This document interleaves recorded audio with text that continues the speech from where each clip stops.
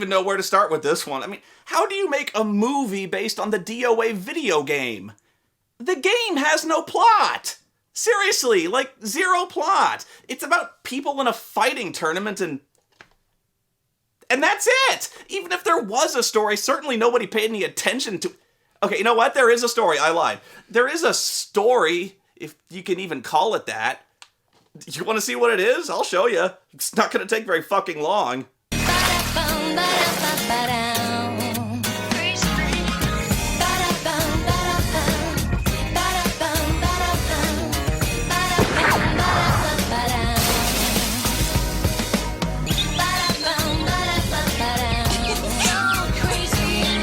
And that's it. DOA is a series of tournament fighters and lesbian beach volleyball games. And you don't even play that much beach volleyball in those games. Mostly you just play casino games so you can get money and buy the girls even smaller bikinis and then pay them to do pole dances. I wanna see you gone forever.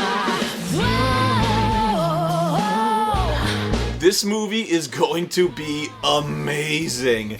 We're talking about a game series whose most enduring contribution to entertainment is its pioneering work in the field of breast jiggle physics. I'm so not even kidding about this. There was serious work put into making these boobies bounce like this, although I don't really know what planet's gravity these breast physics are based on. Look at this. Apparently in the DOA universe, Newton's laws do not apply to breasts. Boobs are the key to unlocking the secrets of perpetual motion. DOA is produced by Paul W.S. Anderson, who is also the director of the abysmal Resident Evil movies. And given the game's fixation on film brain chicks in bikinis, it's truly puzzling why he didn't bother flaunting his... Hello? Hey, yo, film brain! What? What the hell are you doing here again? What do you mean? It's crossover time, baby! Film Brain and Spoony, bad movie beatdown. Having t-shirts made back there. Wait, what are you, nuts? Did you not see the comments from the Tekken video? Comments? What do you mean? People love me! The bloody hell!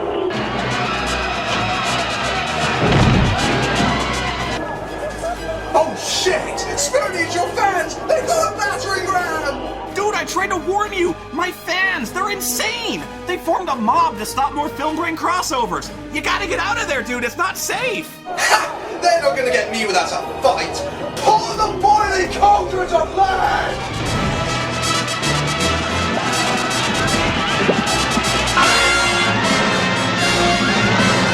Take that, you bloody peasants!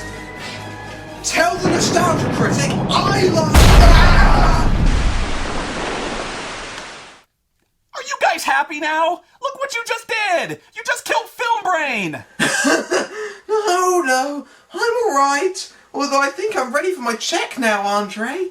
That souffle was simply divine. The movie opens with some truly awful CG work of a ninja fortress that looks like someone screen captured a battle from the game Shogun Total War. The first one. That's where we meet our first hero of the movie, Kazumi, played by Devon Aoki. Yeah, I really liked her in Sin City. Mostly because she never talked. Your brother is dead. Your destiny is to lead your people. I will not believe he is dead until I see his body. I am going to find him. The guards won't let you leave. I am not a cricket in a box.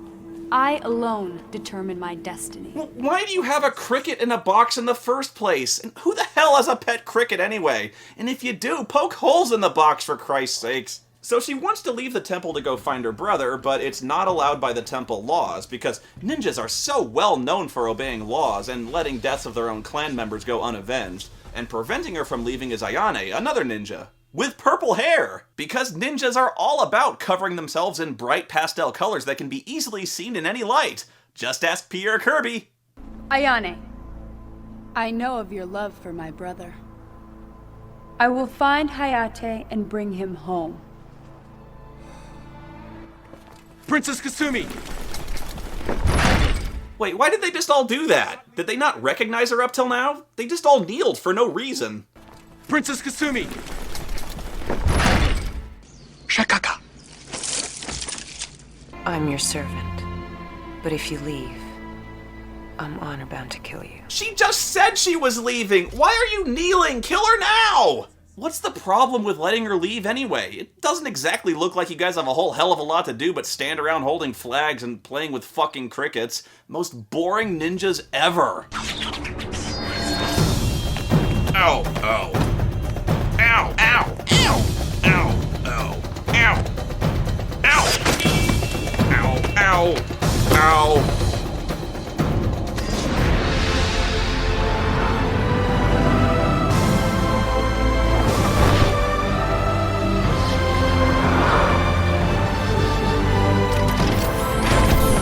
Oh, come on. Really? Really? Alright, so she used a ninja sword as a springboard to jump over a 40-foot wall, throws off her kimono in free fall, and flies off on her hidden unfolding ninja hang glider that she was secretly wearing this whole time. Yeah, okay, get much use out of your ninja hang glider, do ya? I think you can add this one to the Hall of Shame just under yours hang gliding on a dead giant bat, and just slightly over Ator creating a hang glider out of science. Oh, and then someone throws a fucking techno shuriken thing at her with an invitation to the DOA tournament on it. And she catches it without even seeming slightly surprised that someone just hurled a 2-pound fucking knife at her as she was diving off a mountain in what has to be the most unbelievably good throw in history.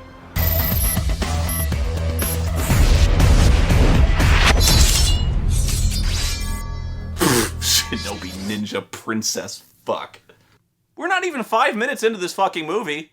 I could stop the review here. I can't top that. And worst of all, this characterization of Kasumi is nothing like that in the DOA video game. Compare this movie to Kasumi's storyline ending in DOA 4. I will not run away, never again. Won't be afraid because you and I make all the happiness brought together. Ooh, now and forever. My love for you as deeper than sea, that cherish our lives eternally, sharing that joy. See? Completely different. This movie is bullshit. Yeah, are you starting to sense a theme here? This is Tina Armstrong, and the bimbo count just keeps on climbing. All right, loser, that does it. You take back what you said about my girlfriend or I'll have her beat you up.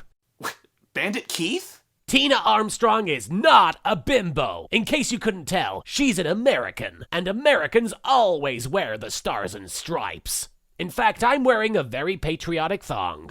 You can't see it, but it's there. Really? That's the only reason you like her is because she wears an American flag? Yeah, I'm not that shallow. When I first saw her in the WWE, I knew it was true love. She's going to win this tournament because she's mastered the most American martial art ever devised. Professional wrestling. You do realize pro wrestling's not a real martial... We invented it. The Greeks just stole it from us. She was tag teaming with her father, Bass Armstrong, who's basically what you'd get if Kevin Nash had sex with Hulk Hogan. In other words, the most American family this side of Chuck Norris. Hey, wait a minute. I'm an American and I don't wear a flag. Exactly. This is why you're single and I'm awesome. Now, if you'll excuse me, I prepared a song. American woman, stay away from me. American woman, mama let me be. All right, that's it. Out, baby, out, out. Fine. Oh, by the way, tell Film Brainy sucks because French people are stupid. If I may continue uninterrupted, Tina's yachting in the South China Sea because... then pirates attack, and they're led by Captain Liu Kang, who I guess has fallen on some pretty hard times ever since winning Mortal Kombat. Okay, I get not wanting to damage the boat with your guns, but you could have at least brought them with you so you actually had something to threaten her with. It's not like she knows you won't shoot. So of course, because they're completely unarmed, she kicks all their asses.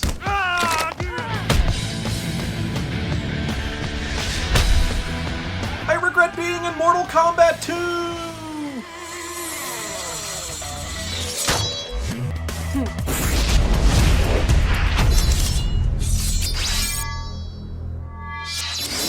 Of course, woman in the shower, I think we're 4 for 4 at this point. Wait, how is she coming out of the shower with makeup on? She's wearing eyeshadow. May I help you? You're under arrest. Under the gratuitous fan service act of 2004. Someone broke into the safe at the Hotel Peking last night. Stole cash and diamonds. We received an anonymous tip it was you. Well, they're a girl's best friend. Well, perhaps spending a few hours in a cold cell under some hot lights will make you a little more agreeable. Could I at least get dressed first? Be my guest.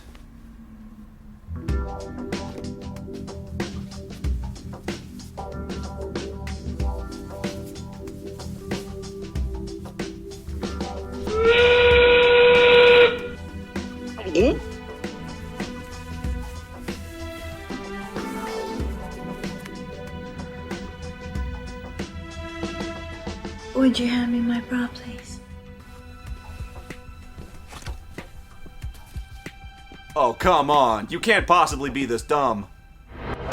What the? Hey, no fair! She used sex as a ploy to escape! Who could possibly have seen that coming? God, it's hard being a federal agent when you're stupid. So basically, if he just tossed the bra across the room to her like any normal person would have done, instead of being a dumbass and putting his gun within arm's reach, she had no plan. And why didn't they put the well-known murderer in handcuffs in the first place and question her at the station? Yeah, I said murderer because apparently she's a master thief and assassin. So she kicks their asses, and I will admit, for an extended cock tease sequence, it's actually rather impressively shot, and Christy is ridiculously hot. After that, she escapes on a motorcycle when she gets her own invitation to DOA. Why are you smirking? Some asshole just threw a fucking knife into your motorcycle and this amuses you? It would have scared me shitless. You didn't even flinch. Who is throwing these fucking things that can hit a motorcycle going 120 miles an hour? What if he misses? Oops. Sorry. Welcome to the world's greatest martial arts tournament, DOA. Each of you has been individually selected because you represent the best fighting style in your specialized field. Soon, you will get a chance to prove that you are the best fighter in the world, and at the same time pick up a $10 million prize. Bam! Tina and Kevin Nash have instantaneously changed positions from the front of the plane all the way to the back. This is so embarrassing, Dad. I cannot believe you're here. What? I got an invitation just like you. Hey, wait, the can was just in his left hand, and now it's in his right. And now his left again, and then his right. And he just raised it to his lips twice. Ah! Continuity! And his entire costume is a Hulk Hogan wig you can buy for $12 at a Halloween costume shop. See? Mine's blue.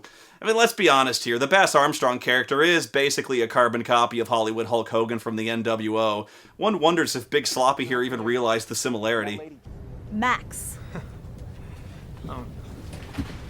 Max. Wait, hang on. How did she... First she was in front, and now she's behind. Ah, look at this. Someone with ADHD edited this movie. And hey, look. Pai Mei from Kill Bill is on this plane. To get to DOA Island, you have to bail out now. Parachutes are under your seat. Oh, what? Kasumi didn't have some secret ninja parachute already? Fuck's sake. DOA Combats. Your host, Dr. Victor Donovan. Welcome to you, villain. I'm sorry, has there ever been a guy in a movie running a martial arts tournament that wasn't trying to take over the world? And he's played by Eric Roberts. Just look at this guy. He's evil. Although I must admit, I do love that magnificent mane of hair. Everyone's taken to a lab for a complete physical, and by physical I mean stripping down for a rotating scanner science thingy.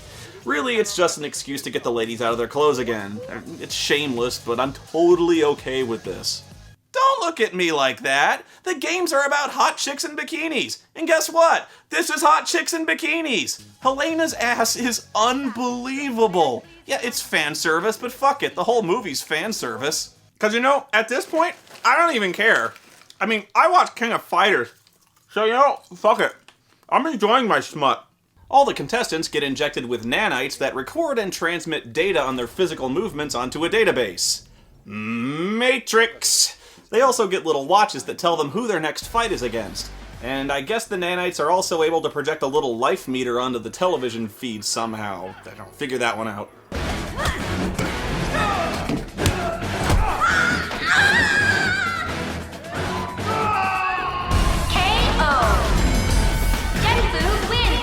Actually, I'm pretty sure Lei Feng just plummeted to her death there. Oh well, dead or alive.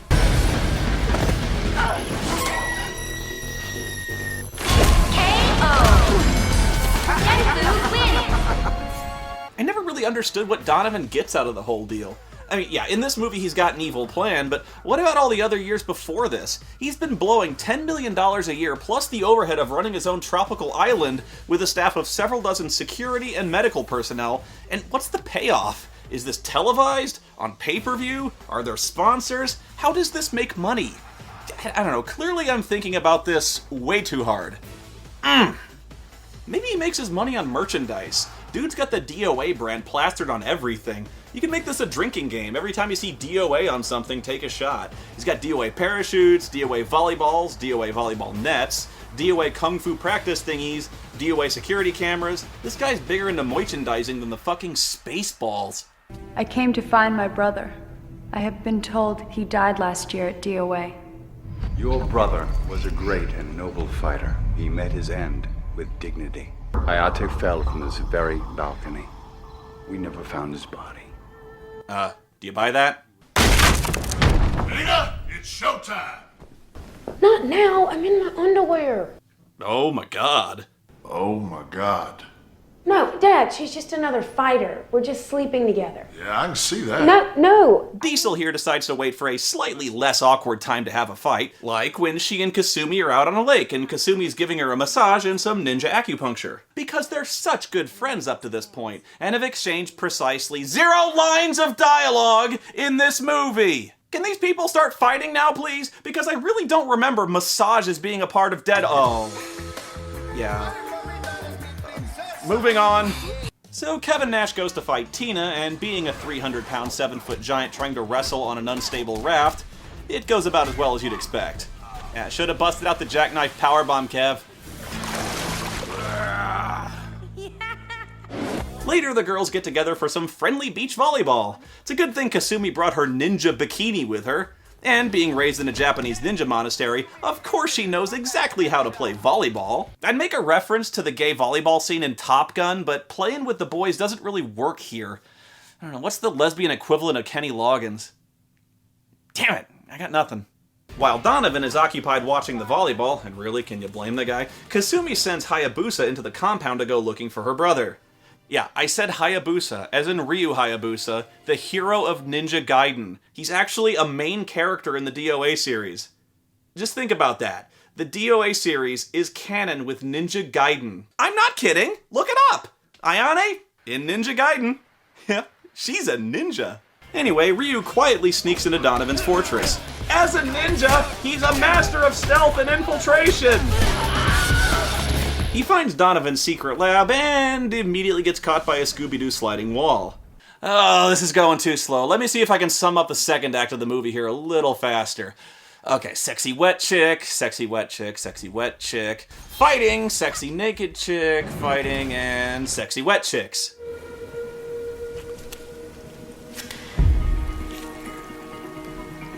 Oh, Jesus. Okay, dumb story short, the girls go looking for Ryu, find Donovan's secret lab, then we cut to Helena fighting a bunch of ninjas, and then the ladies wake up in tanning booths? That's when Donovan reveals his ultimate plan! Now that I have your attention, let me introduce you to the future. Oh no, it's a pair of sunglasses? That's it? It's time to harvest.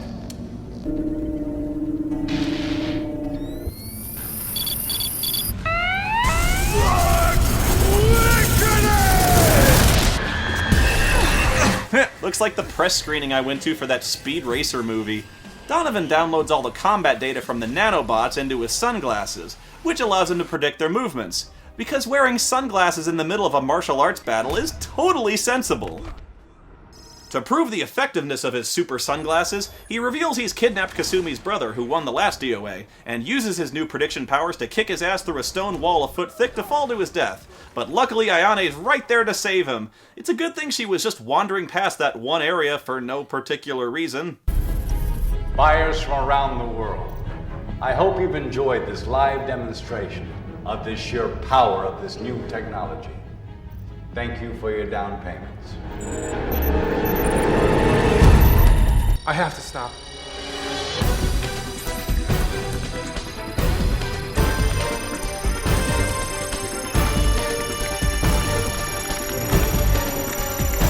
And get this, the nerd decides the best way to stop Donovan is to literally go to the CIA website and email them about what Donovan is doing. And it works. He emails the CIA, and they get on this within like a minute. Oh yeah, I'm sure the CIA looked at that email about a supervillain selling sunglasses on the black market that teaches you martial arts and made that shit priority number one. I mean, Al-Qaeda? That's not going anywhere. This madman and his sunglasses must be stopped. Okay, seriously, just answer this one for me. Why does Donovan even need to sell these sunglasses? It's not like he needs the money. He owns a tropical island and runs a tournament in which he just gives away $10 million a year and surrounds himself with hot chicks every single day of his life. Does that sound like a guy who needs to sell fucking sunglasses? Why would he jeopardize all that committing kidnapping and murder? Hell, why even bother with all the subterfuge and the fake tournament thing? If you really want to get fighting data from martial artists, you could always, I don't know, tell the truth? Just offer to pay the world's greatest martial artists $1 million to come to your island, get an injection, and spar with each other all day. I mean, is anyone even likely to care? At that point, it's not even illegal. Just patent the shit and sell it at Best Buy. You don't need to be a fucking supervillain about this. Well, now that the CIA is onto him, Donovan activates his DOA self-destruct, because of course he rigged his own house to explode, don't you? No! I'll never give it up! Not to anyone!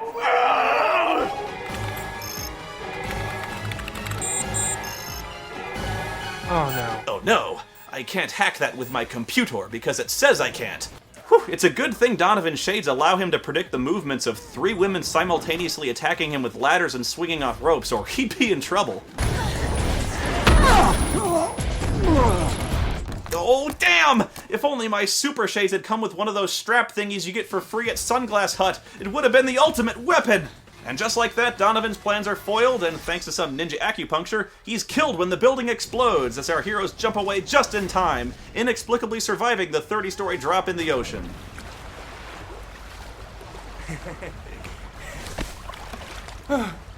No! But, you know what's really crazy? This movie, it's just about perfect. No, really, the DOA games are a blatant, shameless, brain-dead excuse to see big-breasted babes hang out on the beach, play volleyball, touch each other sexually, and occasionally kick each other through walls. Well, guess what? They fucking nailed that! What the fuck did you expect from a DOA movie? It's retarded, yeah, but at least they got it right. And believe me, for most movies based on tournament fighters, even getting that much is a pretty tall order.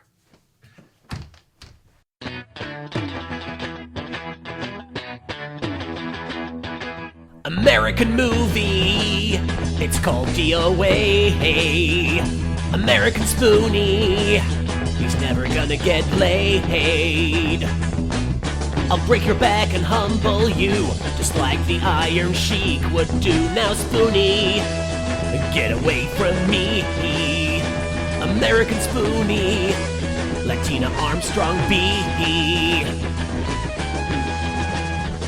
in America. なかなかいい感じじゃない